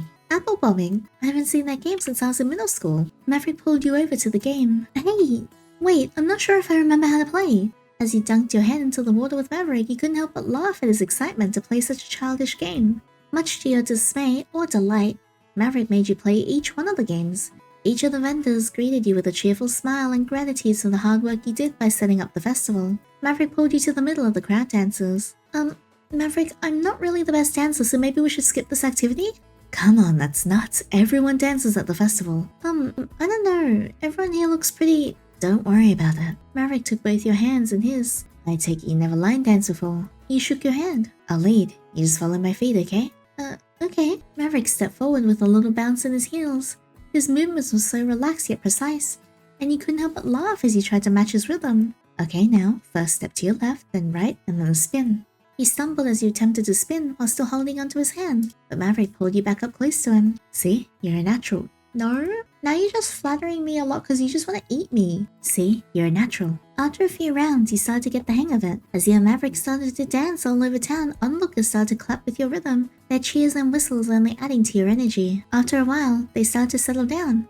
As your Maverick sat on the ground, feet hurting a bit from dancing so long. You make a pretty good dance partner. You ain't so bad yourself after all that talk about not knowing how to dance. You and Maverick both stared at the sun going down. Maverick's expression turned grim as he stood up. Before the festival's over, I want to talk to you. You quickly stood up with how serious Maverick sounded. Oh, sure? Maverick led you out of town and back to the house. You could see the townsfolk's eyes almost follow you as you both left the festival. I don't like that. It got pretty dark really quick. Yinny. Maverick clasped both of your hands in his as he kneeled down on the ground. What? Maverick, why are you... Please, don't speak right now. I won't be able to say this later. Yinny, I just want you to know why. Maverick took a deep breath in. You know, I was worried. For a long time. Ever since I knew I'd be the planner. Maverick's voice was barely a whisper, and his face twisted somewhere between fear and resolve. I'm okay with all the things that are gonna happen to me. I can live with that, but you, I didn't know who would be staying here, who I'd be bringing in. I'm just so glad it's you, Yinny. I thought you were gonna tell me that to run and that you regret everything that happened and you don't want me to get hurt, so you're helping me escape and turning against your family, but no! He reached out, almost trembling. You're everything to me. Okay, well, let me go. Maverick pulled you close, his arms like steel around you, but something in his grip made you shiver. Maverick, where is this coming from? Maverick's voice cracked, his eyes distant. I'm sorry. Before this starts, I need you to know. I'm so sorry. Before you could even register his words, he threw you to the ground, the impact driving the air from your lungs. He moved quickly, pulling a thick rope from his belt, his face filled with determination. What are you doing? He scrambled back, clawing at the ground, but his boot pinned you down, his weight forcing you flat against the ground. Don't fight. It'll all be over soon. I promise. The pressure increased. A loud snap rang through the air. You screamed, the pain warming your body immediately as tears blurred your vision. Helpless, you felt him tying the rope tightly, his hands trembling. Maverick's voice became a frantic whisper as he knelt beside you, running his hands shakily along your back, oblivious to the agony it caused. It's okay. You're alright. You're alright. You tried to choke out a plea, but the pain was blinding, your thoughts slipping in and out of focus. You didn't even notice the crowd suddenly caving in on you and Maverick. Maverick's muttering grew louder, frantic, his hand pressing against your hair. Wait, oh god. Gentle, gentle. Oh god, what am I doing? A familiar face broke through the crowd, Iris's voice cutting through your screams. Maverick, look at them. Do you want them dead before the ritual even starts? Maverick looked up, wide-eyed and pale-faced as he loosened his grip on you. I'm sorry, Ma. I just didn't want them to get away. Iris let out an exasperated sigh, taking Maverick by the arm and leading him aside, her voice low and commanding. Tell them. It's time. Maverick nodded solemnly, his expression haunted as he knelt down beside you once more. For our ritual to succeed, we must each offer a piece of ourselves, so our God may thrive and let us live. Maverick's voice trembled, his hand reaching out to steady you as his eyes filled with something beyond fear. Once I give my part, and you give yours, our lives will be bound as one. In like a screwed up marriage way, or in like a kind of like turn into a flesh amalgamation way. Yinny. He pulled you close, his whole body shaking as he clutched you tightly. You're the only one for me. Nuh-uh! Maverick's lips pressed against your cheek, and a chill ran down your spine as his words sunk in, your stomach twisting with disgust. You ready? Maverick nodded, his face going pale as he stood. The crowd closed in around him, their once neutral faces turning grim, as Iris revealed a cleaver and a screwdriver, glinting in the dim light. Silence fell over the onlookers as Maverick knelt before his mother, his body rigid with anticipation. Whoa! Without hesitation, Iris took the screwdriver and plunged it into his right ear. Maverick's scream tore through the air as he collapsed, writhing in agony. 5 townspeople seized him, pinning him down as Iris flipped the cleaver in her hand and knelt down beside her son. The sickening crunch of bone and cartilage sounded as she began to slice through his ear. Blood poured down his neck, his tortured cries echoed through the night. The sound so visceral it felt like it was rattling your ribs. Maverick's screams were relentless, piercing the air, clawing at your sanity. You tried to look away, but something, a force, a presence, held your gaze, demanding you to watch. Oh! Iris gripped the last bit of tissue, tearing the ear free from his skull. Blood sprayed across her hand and Maverick lay there shivering, his eyes glazed with pain as the crowd stood still. Oh, dear Lord! Oh my god, oh! Jeez Louise, okay. I hate you. Your brother's the hotter one out of you two. Maverick's gaze drifted to the night sky, his lips barely moving in the whisper. Let my pain suffice as a sacrifice for our continued glory. Praise Algia. The jagged remains of his ear bled profusely, staining his neck and his shirt in an endless stream of red. I'll be honest, giving up one single ear is not the worst that could happen. 2 villagers rushed forward to bandage him, stuffing cotton into what was once his ear, while Maverick winced, pale and disoriented. Gosh, it's strange. Can't even tell where the sounds are coming from. Maverick? No more talk. Iris pressed a cleaver into his hand, her gaze unreadable as he took it, fingers trailing over the smooth cold handle before he turned to you. Yinny. No, don't do it. Camden? Camden, can you come and save me now? Can you set this place on fire? Maverick approached you slowly, your body trembling as he tried to scream, to move, but the bonds held you tight. Maverick knelt beside you, gently taking hold of your left leg. Whoa, hey! Hang on a second. So, you got to give away your ear, which albeit kind of messes with your hearing a little bit, and I have to give you my leg. I don't think this is very fair. Oh, you are an asshole. Maverick knelt beside you, gently taking hold of your left leg, dragging you towards the center of the circle. You struggled desperately, but he pressed his foot against your face, holding you firm. I'm sorry. There's no gentle way to do this, darling. He rubbed your leg softly, but the twisted comfort only making you more on edge as you tried to scream for mercy. But with his ear gone, your muffled cries went unheard. Maverick touched the edge of the cleaver. It's gonna take a bit. Cleaver isn't the right tool to cut human bone. The cleaver came down, piercing skin and muscle with sickening precision, nearly reaching the bone on the first strike. Tougher than I thought. Maybe if I... The blade came down again, striking bone, and you screamed. You never experienced this amount of agony before. You thought you would have passed out by now from the sheer amount of shock, but your body stayed inhumanly aware. Maverick grimaced as he pulled the cleaver from your thigh bone, his hands shaking as he raised it once more. Oh god! I should try to finish it quick for you. Blow after blow, the cleaver hacked through muscle and tendon, each blow sending a new wave of pain down, as you could feel your thighs start to fall off your hip. Oh god! Finally, with a sickening crack, the bone gave way, and your leg fell limp, severed completely. You lay there numb, vision blurring as you desperately wished death would take away that utter agony you felt. Maverick sat down with the cleaver, his face filled with regret as he leaned over you, stroking your hair in an attempt at comfort. Just mouth the words with me. No! Maverick lowered his head, his voice soft in your ear. Let my pain suffice as a sacrifice for our continued glory. Praise Algia. What if I don't say it? What if I screw up this whole ritual right now? Your lips moved in a daze, mimicking his prayer. Ending 4. Easy harvest. What? How many endings are there? I'm gonna try and get some of the other ones. Alright, what about here? What if we let the timer run out? I'm kind of scared. What if there's a jump scare? Oh no. Oh no. Oh no. Oh no. Oh no. I just can't wait anymore. He screamed as the deer ran full speed towards you. The deer started ripping off chunks of flesh from you, almost like it was trying to peel off your skin. Oh, lovely. You could feel its teeth sink into your bones as it started to tear at your arms, face, and legs. You kept screaming until your voice became hoarse. It just kept ripping you apart. And just as it started, it was over and the deer fled off. You were left on the ground laying in your own juices and giblets. Ending 2. Couldn't wait. Wonderful. Alright. Let's try and get more endings. This time, instead of falling for Maverick's charms, I'm going to choose all the options that let us stay away. Alright, I step back. Clearing your throat, you took your hand away from his and took a step back. He sure has a way with words, but I barely know this guy. Why is he being all mushy so fast? What's wrong? Maverick, I'm flattered really, but this... He motioned over to his hand that was holding yours. It's just too much too fast. I'm just saying I appreciate the very heartfelt comments, but they make me a bit uncomfortable. Yes, stand your ground, Yini. I understand, I'm sorry. I just get a bit emotional sometimes. My ma says it's a big problem. I won't do that again to you. Sorry for making you uncomfortable. You sighed, feeling like a bit of an asshole now for shooting him down so quickly. He was only giving me compliments. It's not like he was asking me out or anything. Come on, we better get going. I'll lead you out of here. Alright? You nodded, feeling a bit ashamed. I only set a boundary with the guy I just met. I shouldn't feel bad about doing that. And why did I feel so awful? Alright, and this is the same. And now we're back here. I'm sorry again. I'll try not to say those things anymore. Oh, it's not that big of a deal. Don't worry about it too much. Well, good night. Maverick turned off your lights before shutting the door. You flopped onto the bed, feeling not that great about yourself. Why'd I have to be such an asshole? I mean, hey, if you didn't want it, you didn't want it. Burying your face into the pillow, you tried to forget about Maverick's deflated look. You woke up, back at the lake. How did I get here again? You could hear voices in the distance. You ducked under some tall grass trying to listen in without being seen. What happened? Why are you telling me it's not working? The dialogue's different. If you deny his advances, it's different. Maverick quickly went silent. Are you kidding me? This is your only job. This is all I ask of you. Yet you can't even get them to agree to stay. I will, Ma. These things take time. Don't rush or they'll get uncomfortable. We better start rushing. Everyone's blood is on your hands. Okay? Their voices fade out and you looked over at the long grass. They're nowhere to be seen. What was that even about? You heard silent rustling in the grass once again. Is it the weird face again? I really don't want to see the weird face again. Oh my god. Please don't.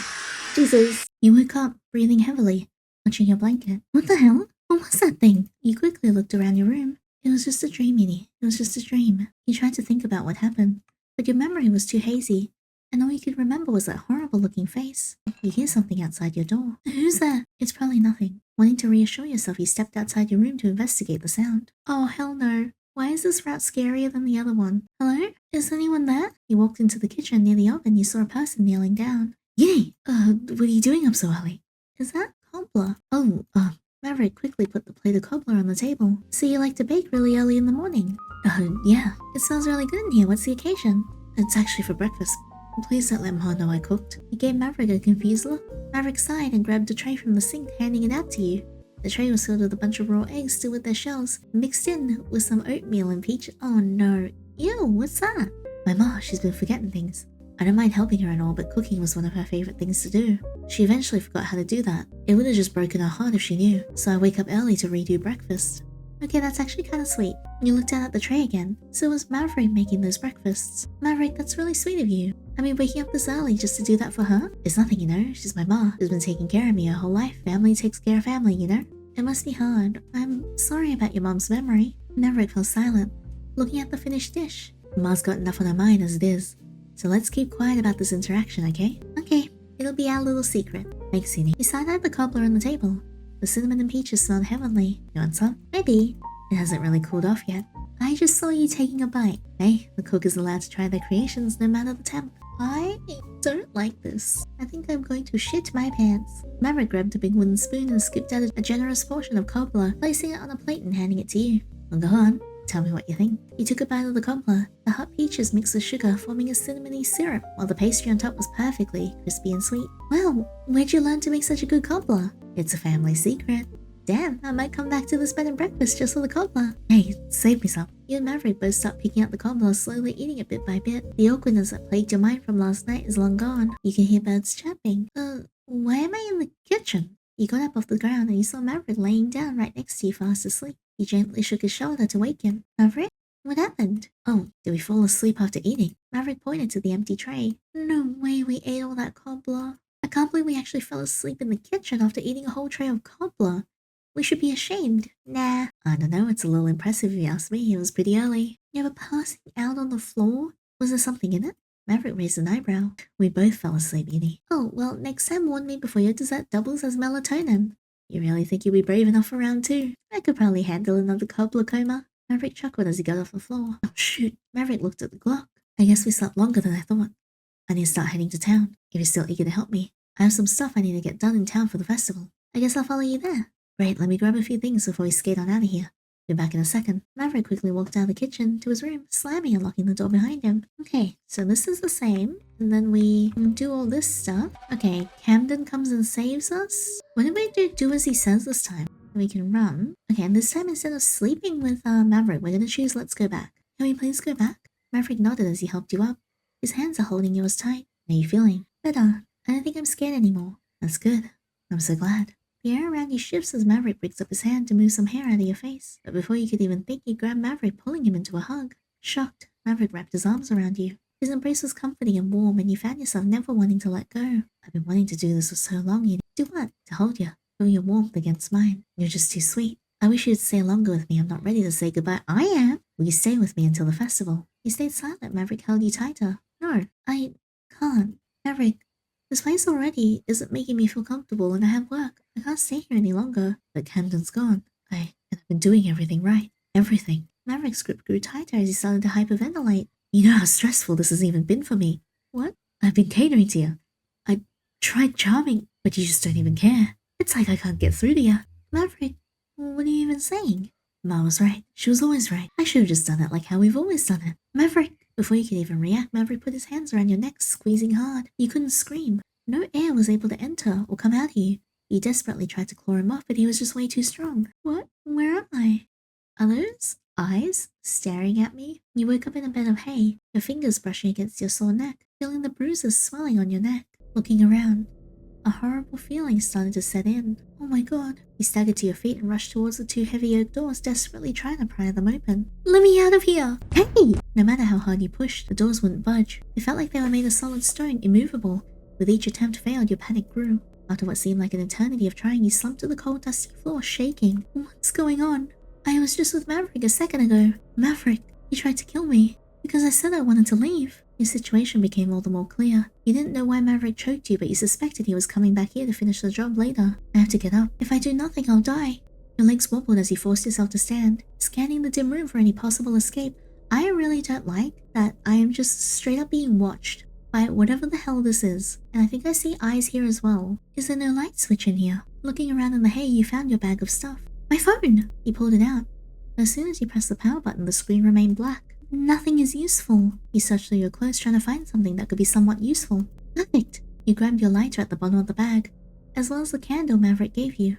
Please still have some fluid left. Pushing down the lighter a few times, some sparks started to fly, finally lighting the candle. Oh god, I'm scared. Finally some light in here. Those are Definitely eyes. Oh my god. Give me strength to lose my eye. Let the harvest leave us wealth. Let my child recover fast after the harvest. Please help me have my chosen harvest. Oh my god. Holding up the candle to the room, he saw all sorts of paintings and drawings of what looked like a demon. What is this place? Your fingers traced the carvings on the wall, rough under your touch. They weren't just random etchings, they were prayers. Prayers. Many of the prayers were saying stuff about bountiful harvest and strength in tough times. But if you caught your eye in particular, please give me strength to take my lovely Iris's arm. Harvey, please let my son have a speedy recovery after the harvest. Iris, please give me strength to lose my eye for the town. Steve, please let my partner be sweet to me after the harvest. Maverick, what is all this? Your eyes widened as you heard a knock at the door. You put your back against the wall, eyeing the candle as your only form of defense. I hear you, Yinny, so you're finally up. That's good. I was wondering if I hurt you too much. Maverick, why did you lock me in here? I'm doing what I should have done beforehand. I was trying to be kind to you. Well, we have the rest of our lives to learn how to love each other after this. What are you talking about? Maverick, please let me out of here. I promise I won't tell a soul, please. I don't want to die here. You can hear Maverick huff from the other side of the cellar door. Crap, you've got the wrong idea, you know? You ain't gonna die, you're actually gonna be doing something noble. I can't tell you until tomorrow. Nothing bad is gonna happen to you here, okay? I promise. But you choked me. You hurt me, Maverick. You screamed at the door. I'm sorry, I didn't mean to. I just needed to get you to sleep. Freak! This sucks. I actually hate this. I've said way too much already. Get some more rest before tomorrow. You'll need it. Maverick? Maverick! Looking around the room again, you felt hopeless. There weren't any openings that were big enough for you to get through. You lay down on the bed of hay once again, tears welling in your eyes as you drifted to sleep. This is the worst part. You awake to the sound of happy music playing. The morning sun barely seeping into the dark cellar. Oh yay, now we got some yee-ass music playing while I'm suffering! You can hear cheerful voices and dancing outside. Must be nice, huh? Running over to the door, you started banging on it, hoping to grab someone's attention. Help! Hey! I'm trapped in here! Well, looks like Maverick has to marry a screamer. Hey, whoa! That is not what that means! The realization dawned on you that no one was gonna help you. Everyone seemed to be in on the fact that you were trapped in the cellar. Please, help me! Your voice cracked, the last of your strength fading as you pressed your forehead against the door. The joyful music from outside still filled the air, clashing horribly with your growing fear. The laughter, the clapping, it felt cruel, like the whole town was mocking you. As the minutes dragged on, you crawled back to the hay, your body shaking. The music outside continued as you closed your eyes, trying to drown it out. You woke up, still laying on the soft hay. You could still hear people outside, yet there was no more cheerful music. But before you could even gather your thoughts, the heavy cellar doors creaked open and the cold rush of air hit your face. What? Before you could react, rough hands grabbed you. 4 men stormed into the cellar, their grips firm as they yanked you to your feet. You thrashed, kicking wildly, your heart pounding in your chest. You fought against them with everything you had. What are you doing? Let me go! Hold him still. One grabbed you from behind, slammed you into the ground. You could hear your ribs crack under the hardwood floor. You let out a pained yell as they restrained your hands and feet and gagged you with a cloth. You twisted. You could feel the rope painfully digging into your flesh. The men looked up at each other, satisfied with their work as they dragged you out of the cellar. Everyone was outside of the house, standing in a crowd. The men threw you on the grass in front of everyone. Maverick pushed past everybody and knelt to your level. Yinny, I'm sorry about the roughness. F you, man. Eat ass. I'll take that off you soon. Don't worry. Before then, I have something to say to you. You could hear cheers in the background as Maverick grabbed something from his pocket. Yinny, he placed a peony in front of you. Golly, it's just not how I envisioned my wedding. Wedding? In order for our ritual to work, we need to give a piece of ourselves so our God can thrive and let us live. Once I give up my piece and you give up yours, our 2 paths will collide and we'll be one. Yinny, Maverick pulled you into a hug and you could feel his body shake. You're the only one for me. Maverick kissed your cheek and you felt disgusted. You ready? Maverick nodded before standing up. The crowd of people surrounded him as he looked up to the sky. Let the harvest begin. People's faces turned somber as Iris brought out a cleaver and a screwdriver. Okay, and then they get rid of his ear? Wait, is it taking my leg again? Ending 3. What a beautiful harvest. Okay, so that is a different ending. I feel like there's no way out of this. What if this time we go into the corn instead? You just get lost again in the corn. Similar to the town, so this is still the same. If we do this route, and we go to the cornfield and stay inside instead, there will be an update later that says check back later for the rest of the route. Alright, so that route in particular isn't finished yet. I'm excited though. I hope there's a Camden route and a good ending because I'm tired of dying. Alright, one last thing I want to check. What if we yell for Maverick here when Camden's trying to help us? Maverick, help, help, help, please! What the hell are you doing? Before Camden could try and run out the door, you hear boots running over and slamming your door open. Maverick stood blocking Camden from running out. Well, ain't this a surprise? Whoa! It looks terrifying. The color drained from Camden's face as he looked up at Maverick. Maverick, you ain't supposed to be out of bed, Camden. Why does Maverick look weird? What was that? What was that? Oh, that was weird. There was a second screenshot there. I'm gonna try and find the frame of it so I can show you guys. I'm sorry, Yinny. My brother isn't in his right mind. Ain't that right, Camden? Maverick stood in silence near the door until Camden reluctantly followed him. I'll come check on you later, Yinny. Sorry for the trouble. Maverick closed the door silently before taking his brother away. Okay, so I guess that's what happens to Camden. I feel bad though. Well, I feel like that's all the endings for now. Thank you so much for experiencing the story with me. Luckily, this wasn't as scary as Pocket Lover, to be honest, because that floating face in Pocket Lover is terrifying. But some of the jump scares did actually get me though, but I hope you guys enjoyed Sunlit Grove. I am sad that there's no Camden route. I hope the future update that we get, which is the unfinished route, is one where we get an ending where we can run away with Camden. I think that'll be really good. But it was very, very intriguing. Like, definitely so. I think I just don't like Maverick. Because I'll be honest, from the get-go, he was too friendly, too gung-ho about helping us out and being nice to us. So immediately, I was just like, listen here, you're kind of cute, but I'm a little bit sus of you. But I hope you guys like this. I always enjoy playing Yandere games with you guys, and it's always been such a blast, especially Yandere horror. Anyways, thank you so much for experiencing the story with me. If you guys like this video, please leave a thumbs up and subscribe so you don't miss out on the next one. And if you want to hang out outside videos, I stream on Twitch 3 times a week. Feel free to come over and hang out with me in the community. But for now, I'll see you guys in the next video, and until next time, take care.